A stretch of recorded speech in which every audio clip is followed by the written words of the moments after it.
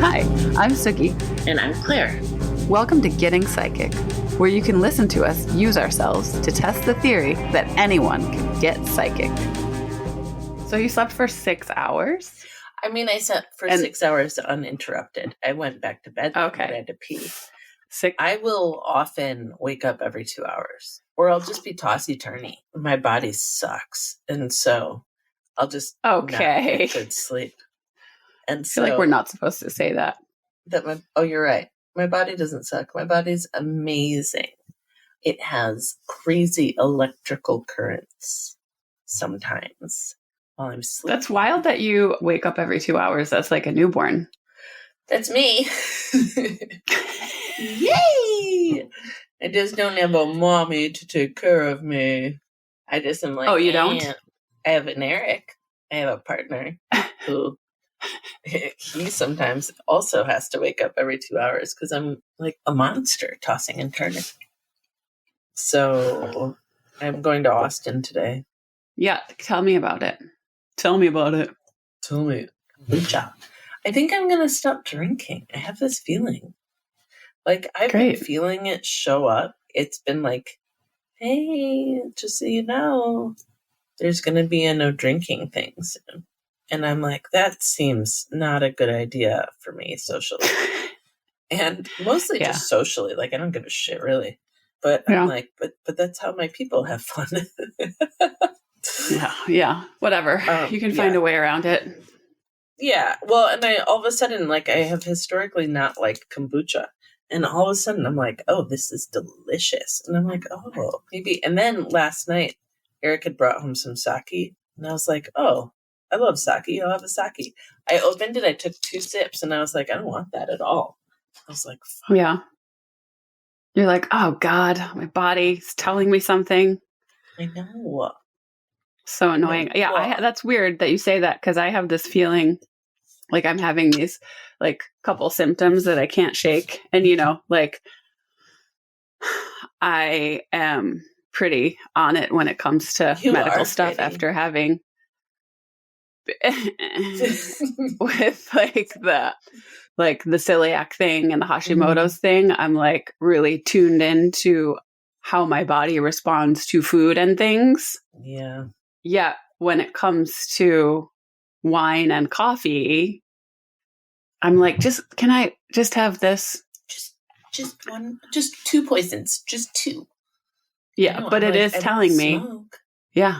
I mean, I have the healthiest diet on the planet, but my body is definitely telling me like, there's more to let go of. Yeah. So I know. I feel ya. All right. It's annoying. Cool. We'll be non-drinkers together.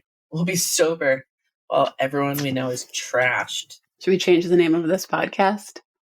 Psychic and Sober. What a bummer. No, it's good. Yeah. It'll be good. What are you doing in Texas? Please explain. I'm just bringing the Aura camera to Renegade at South by Southwest. Renegade Craft Fair partnered up with South by for the first time.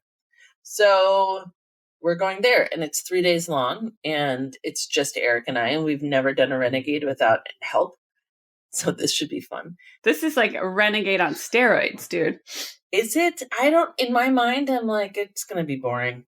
I was like, nobody's going to care. Because in my mind, I haven't been to South by, though, since I was 25, 4.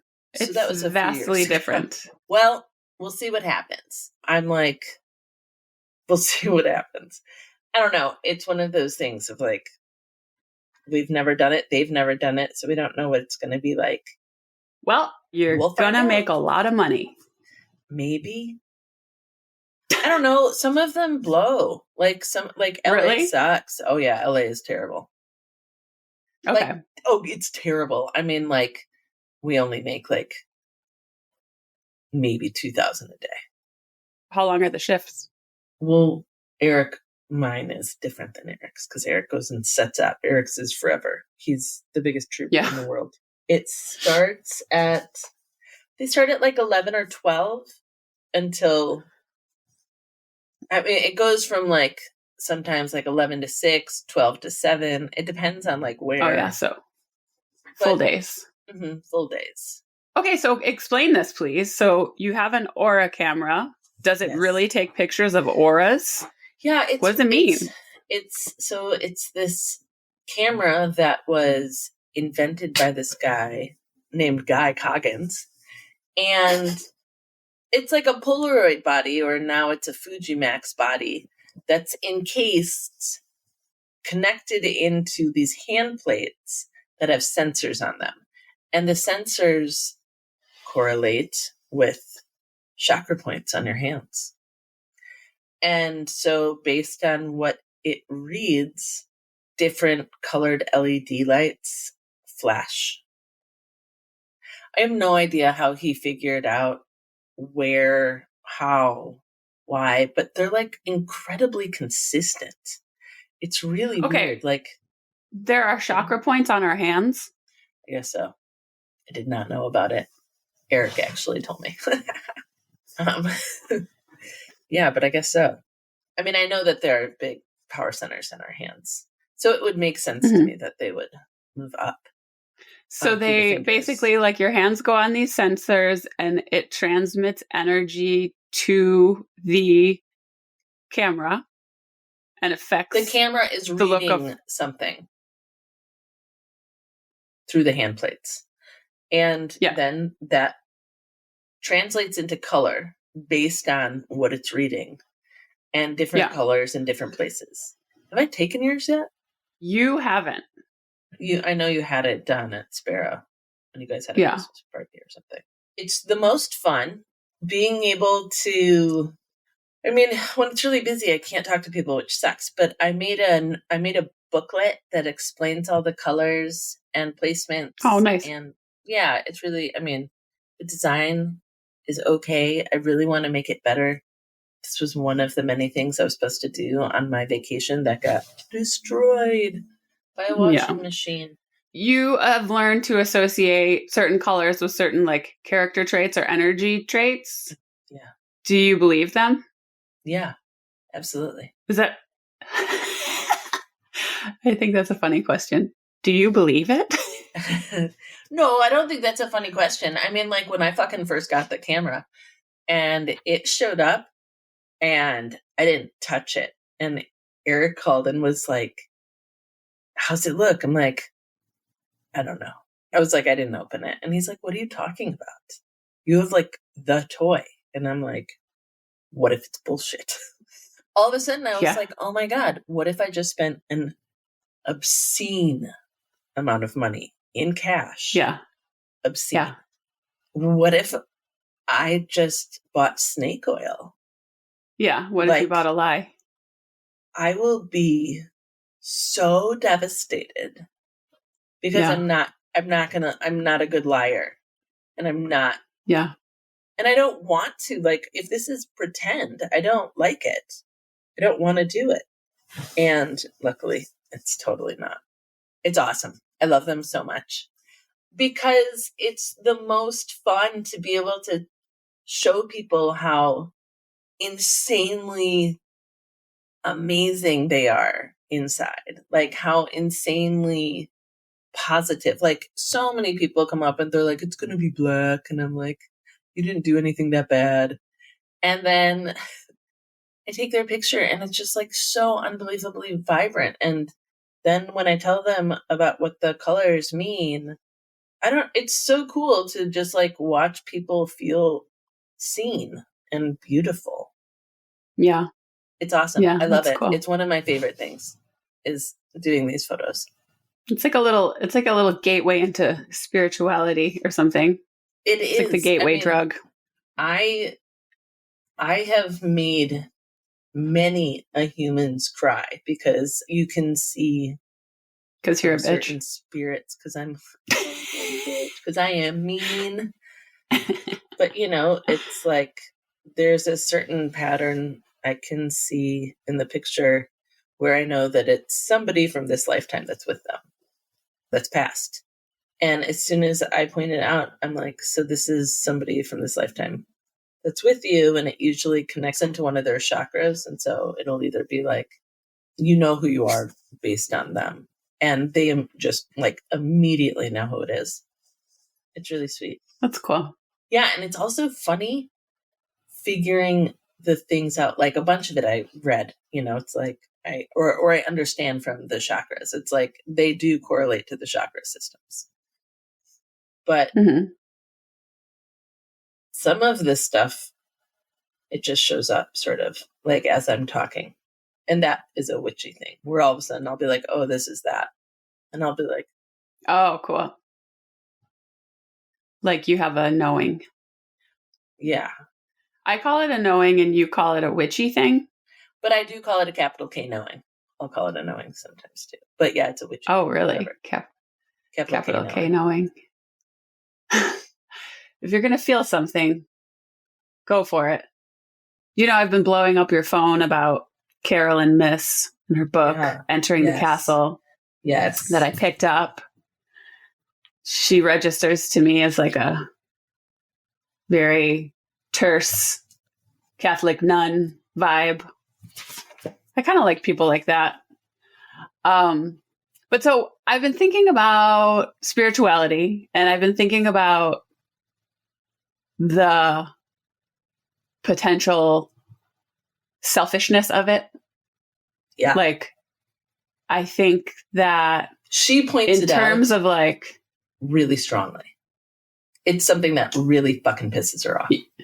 Yeah. Which I like. Like, if you're going to feel something, go for it. But it kind of like led me to start doing a lot of reflecting and being like, okay, yeah, so far this pursuit and like what often the Western pursuit of spirituality has a tendency to be super self-involved. But it kind of like led me to start doing a lot of reflecting and being like, okay, yeah, so far this pursuit and like what often the Western pursuit of spirituality has a tendency to be super self-involved. Yes.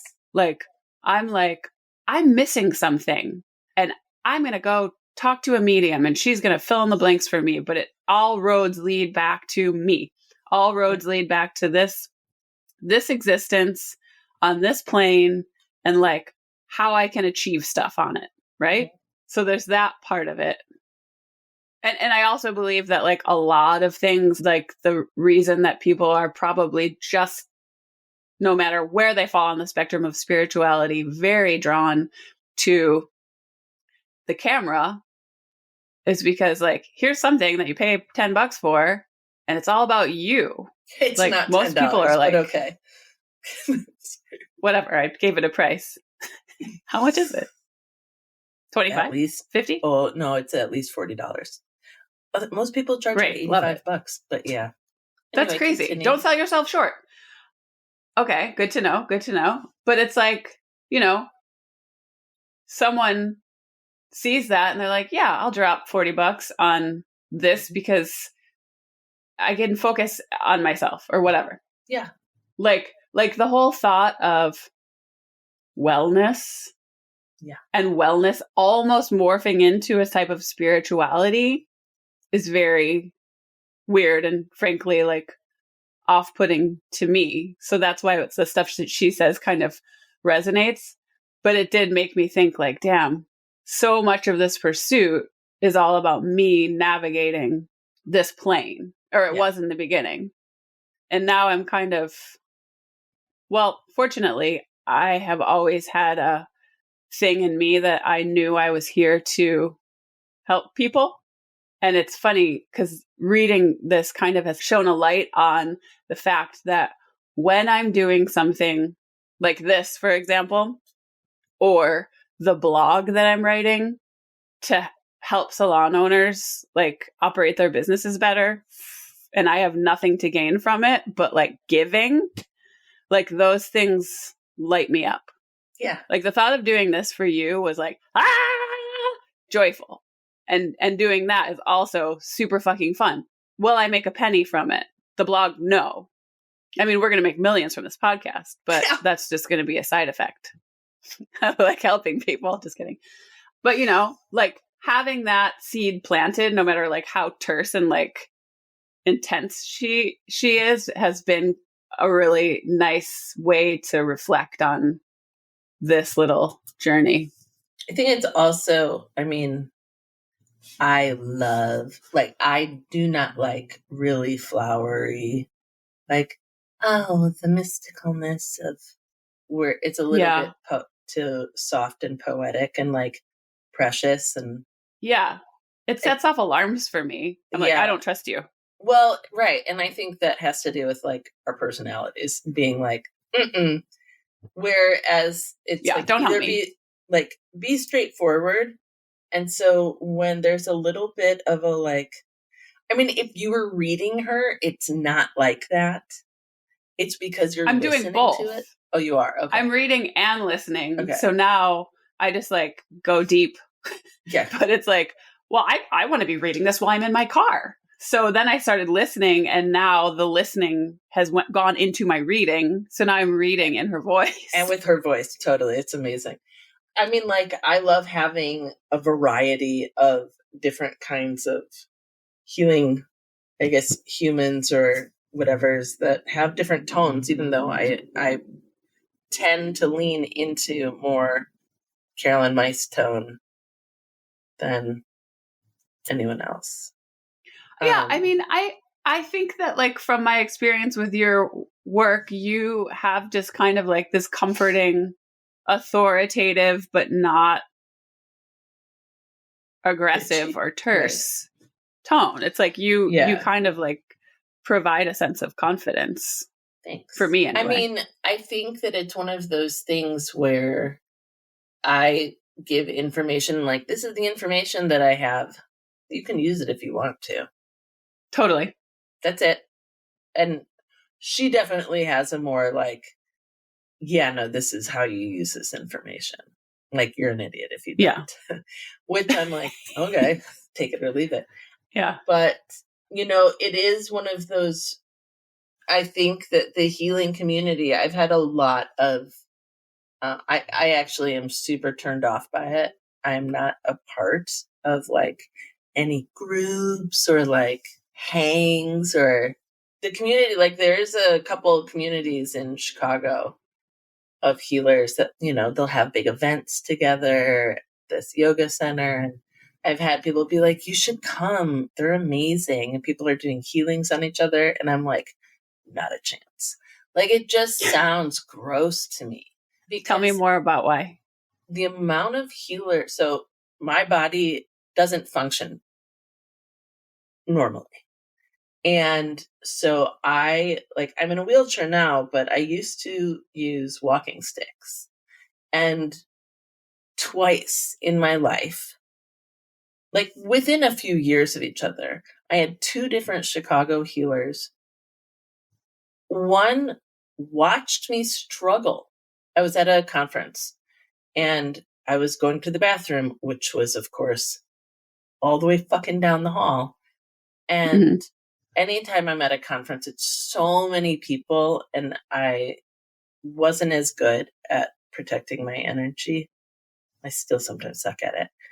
And it would just be really draining. So anyway, and also my body is just, you know, feeling jacked. So I'm walking really slowly and putting so much effort in to get to the bathroom. And this healer comes up to me, hands me his fucking business card and says, I have the best healing hands in Chicago. And it was so mind-blowing to me. I'm like, what's amazing is you didn't offer to help me. Like, if he had walked up to me and given me his arm and been like, may I help you? And then when I got out of the bathroom, he was still there. And he's like, can I help you back? And then he said, I do this healing work. I really think it might help you if you want my card. Man, he would have had me. But he was like an egoic motherfucker. Excuse me. He was, I mean, like, it was crazy to me. And I had somebody else. that was at that ayahuasca ceremony that was highly traumatic. I am in trauma mode. And this woman walks up to me at the end of it and is like, I do this kind of work and I could really help you. And I'm like, I've gotten this kind of work before, like, you know, a good friend of mine. And she's like, no, that's not what I'm talking about. She's like, well, here's my card. And I'm like, thanks for reading the situation. Like, it's stuff like that where it's like, you know, like, I feel like there's a lot of ego. I don't know if I said this to you once. I was working on somebody who's also a healer type human. And after our session, she said to me, she's like, God, do you feel like really powerful? And it made me cringe. And I was like, oh, no. I was like, no, we shouldn't feel powerful. I was like, I feel really humble, but I don't think feeling powerful is a good idea. And she's like, why? I'm like, because then it has nothing to do with,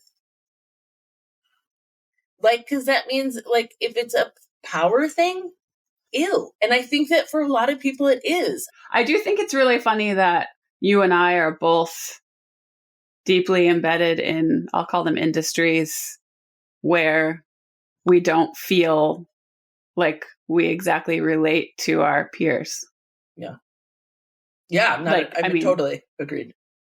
There are, you know, there's obviously some, but there's my industry as a whole, I'm like, I don't belong to you.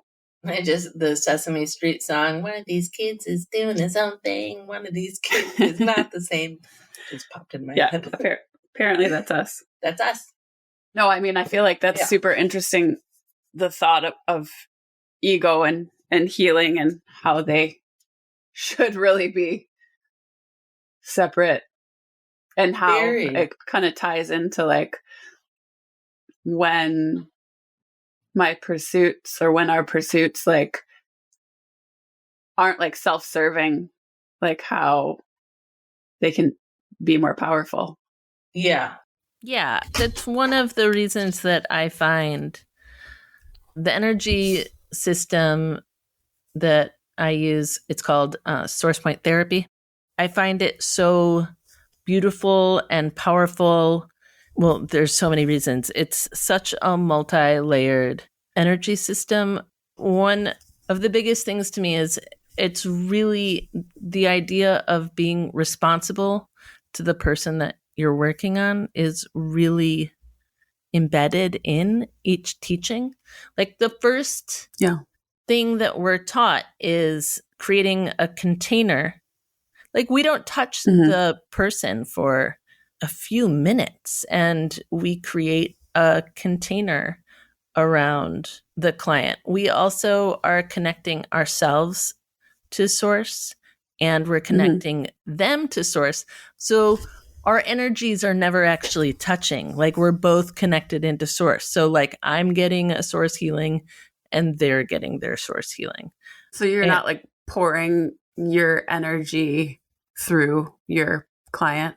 Right. And I'm not using myself as a vessel to pour energy into them, because I am not a clean vessel, you know. You can say that again. Awesome as I am. This shit is dirty. It's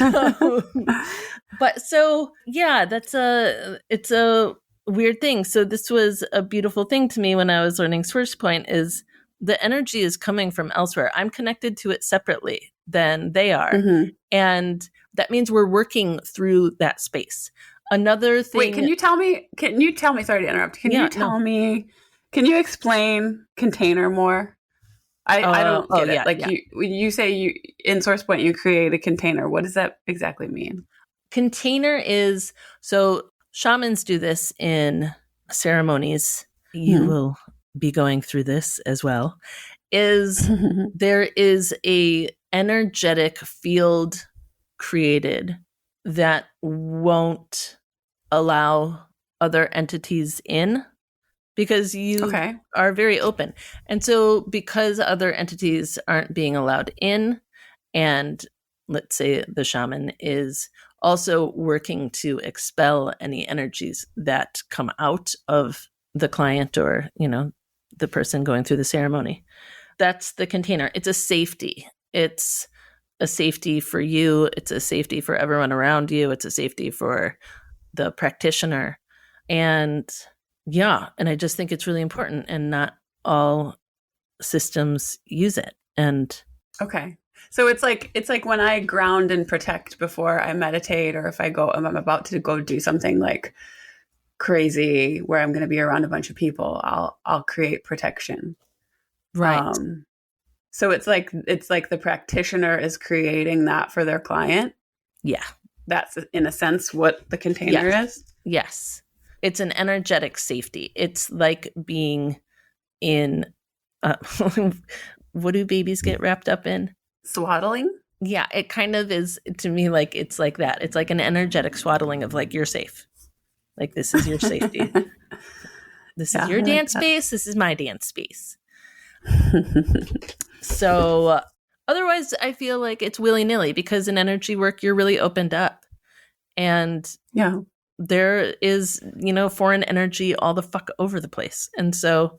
Yeah. Are you saying that when people perform energy work, you become vulnerable in a sense? Or the patient or the client becomes vulnerable? I believe that's true. I mean, I think that that's true anytime that you hand yourself kind of over to somebody to help you, is you are vulnerable. And your vulnerability means that you are letting down your own guards and shields in order for, and then once you get connected into a source energy, all bets are sort of off, as, like there's a thing happening now that you've agreed to by walking into the room.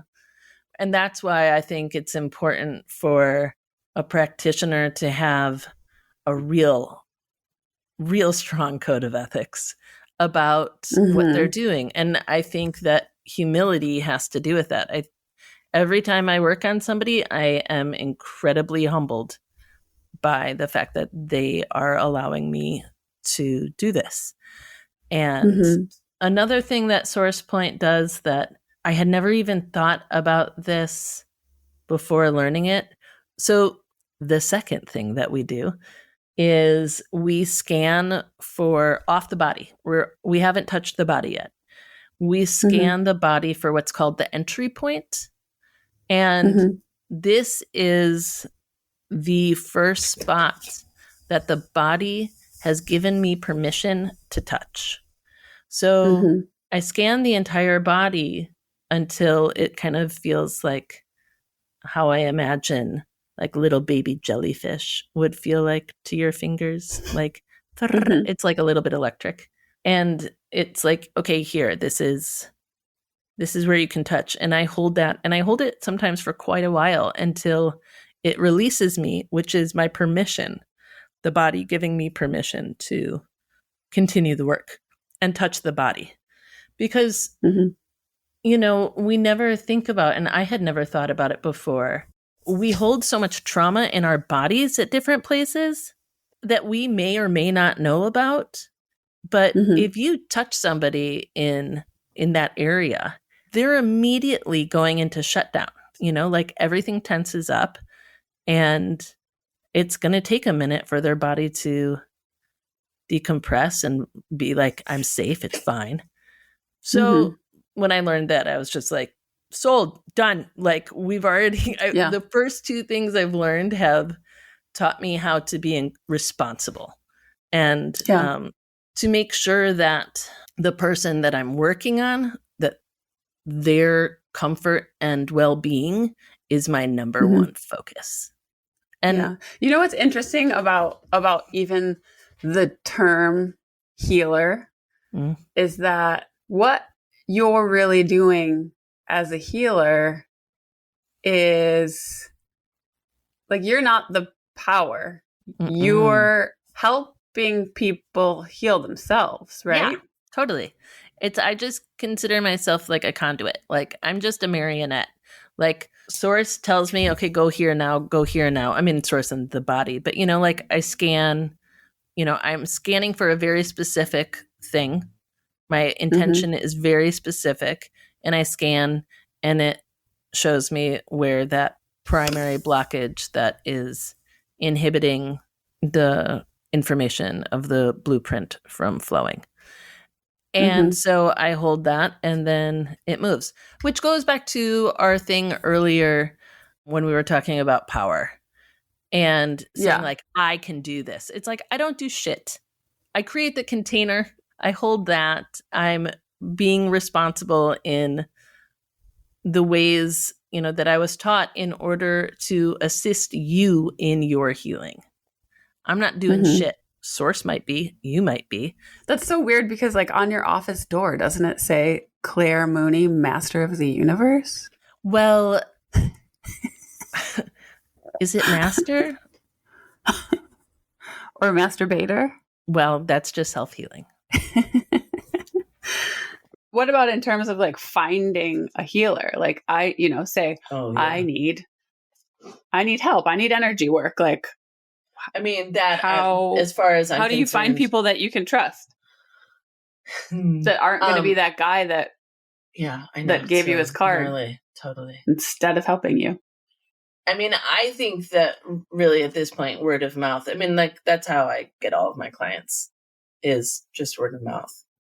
Every once in a while, somebody will be like, "I Googled you," and then I always make sure I'm like, did you go to the website and did you read it? Because I'm real different than if you just want acupuncture. It's not going to go the way you want. And so I just always make sure, that I don't do traditional Chinese medicine at all. Right. And I might not even put needles in you. They're like, yep, read all of it. I'm like, okay. So I think asking people, I get vibes though. So like I can go through, like I can look at like websites or whatever and be like, that one. Yeah, totally. It's just a vibe. There is something about, it's so weird. There's something about like you go to somebody's website and it's a little bit unfair because it's like, well, maybe it's not up to date or, maybe they have poor design taste. But I think it's things like, I don't know, you get vibes. I mean, I think at this point, if somebody doesn't know, like, you have to make sure that your website looks like how you feel. And it's like, well, you might just be a weird old lady that's been doing magic and maybe I should go to you. I don't know. Like, right. Like maybe you are the best. Yeah. You're the old crone in the woods being like, still using DOS or whatever. I'm not talking about flashy. I'm just talking about like, do you have the vibe? What's the vibe from it? Yeah, I have actually one of my medical intuits that I go to. Yeah, her website is real like, this was made with a PC in 1984 or whatever. You're like, but looks like treasury.com or .gov or whatever. Yeah. I feel like you can't have an indicator. If you're going to go explore talking to a medium or something or a healer, it's like, are there going to be any indicators that this person is not afraid to be like, your husband's going to die in 2 years? You know what I mean? Like, that's not useful. Right. I mean, or is it? Well, I mean, okay. I don't want to hear that. No, but how about this? Would you like to hear this? You really have to make sure that Robert goes to the doctor immediately.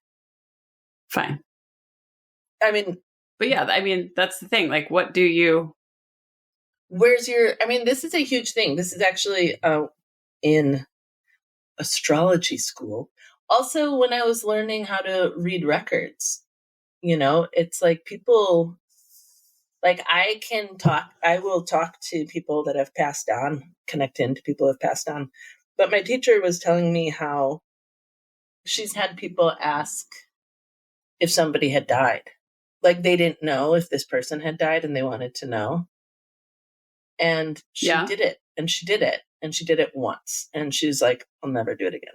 She's like, that was too much responsibility. Why? Because it was too much responsibility to hand that information over. Yeah. Which I hear. I don't know if I feel the same way, but it meant a lot to me that she had a line. Like she... Yeah. Because there's astrology techniques that you can do to answer questions, like, insanely accurately. It's so fucking weird. And one of them can tell you if somebody's dead. It's weird. But they're really accurate. It's cuckoo. Anyway, but I think with all of that, I'm learning it right now. I'm in a 6-month class about it. Don't worry. Okay. I'm going to have all of the answers sooner than later. I think that having boundaries is important. I think that knowing that you can, but this is across the board, just being alive. I think that knowing that you can affect other people intensely is really important. And to hold that as sacred, because you can either make somebody's existence amazing or fuck them up. And I've had both experiences, and it's like, it's a real drag to leave somebody's office or Zoom and be like, oh, okay, what do I do with that? That brings me to this other thought that I was having with this book. I'm like, why can't this shit be fun? Like, seriously, why can't we just like stick more be in the light and like have fun with like synchronicities and stuff? Why does it have to be so intense? Well, you can stay there. You just have to make that choice. Be like, Is that kind of like a sheltered? That's like the Highland Park yoga pants. Being like, you guys, I got this amazing crystal. It makes me feel good. And, And it ends there. There's so much light. I'm just going to bring in so much light. And I remember I was working with Lakota medicine man, which I got to tell you about this story one day. I had a ceremony and it was amazing. But we were talking about the light, and he was like, yeah, this is the problem with all you white ladies and all your light that you bring in. I'm like, what's that? He's like, it's hiding behind the light, right? All the shadow. And I'm like, mm-hmm. It's like, oh, there's so much light. It's like, do you know how much darkness is behind it? Also, if something is profoundly bright, you can't actually see anything. There's light, but using it to like only exist within that space seems not safe, or seems like you're only part of what's going on, which means that you can only address part of it. I don't know. Mm-hmm. Apparently I had more to say today than I thought I did. Podcast therapy. I feel much better, by the way. Do you? Are you lying? Yeah, of course. Oh. No. Okay. I don't lie. Yeah. I feel like way more calm. Maybe it's the magnesium. Maybe it's just talking and not thinking about my concerns. What time is Maybe it's your beautiful blurry face. How do you create an energetic barrier? Mm. Did you notice that when we talk, I'm like the spokesperson for newbies? So what do I do? I have an amazing meditation that I made for this that I'll send to you, because I made it as an MP3. I turned it into an MP3. So basically you ground however one grounds. I ground from the sacral chakra. I imagine this orb which of is light. like your right. Which is like your tailbone. Mm-hmm. And grounding is connecting yourself to the earth? Yeah, to the center of the earth. So I imagine there's this beautiful orb of light in between your pelvic bone at the seat of your being. And I picture that. And then I picture a cord of light. So it doesn't even have to be light. I just picture a cord running from it straight into the center of the earth. I always tell people, all you have to do is picture it and it becomes real. That's it. That's how we do things. Picture it and it's real and you're connected. And that means that you're grounded. That cord is also an outlet for your body to expel any energy or anything that is no longer yours or of benefit to you. This is the way for it to release. And all you have to do is tell your body, tell every single cell, you can let go of anything that is no longer of benefit for me, and send it into this grounding cord. And then the earth will recycle it. And if you want to, you can ask the earth to give you energy. But then what you do is you imagine that there is a bubble around you. Again, whatever you picture is perfect. So like it's like, in my mind, it's like 11 feet across. It's just huge. Maybe it's only 6. I don't know. For me, I'm always like, it's 11. And it's just completely encases you. It's above you, it's below you, it's behind you, it's under you. And it's your sides, and you can stretch out in it. And that changes what it looks like for me. Like I've had it where it looks like I'm in a cage of roses with thorns. I've had it where it's like an iridescent, like bug zapper, and anything that tries to get in is like zzz, zzz, zzz. And then sometimes it just looks like a pretty, just little pink bubble, but that's big. And basically, this is my protection. And anything that's trying to take from me can't get in. Yeah. Basically, that's what I do. That's the protection. And I will just, I just make sure that I'm grounded and protected. I just picture it. And like, if I have a big... And so you just kind of like visualize that for an instant, or do you dwell on it? No, I mean, now I can just, before going into a place, be like, ground, protect. Okay, good. And I can feel just it. Throw it on. Yep. I just throw it on like a cute little coat. Yeah. And then throughout the day, if I just have an interaction with somebody that was kind of intense, I'll reconnect and protect and just make sure that I'm clear. But I would do that. And I mean, like, really, it's one of those things. Truly, if you picture it, it's real. That's all we have to do. It's like, well, how do you know? Because you pictured it. Just believe it. It's cool. Just believe it.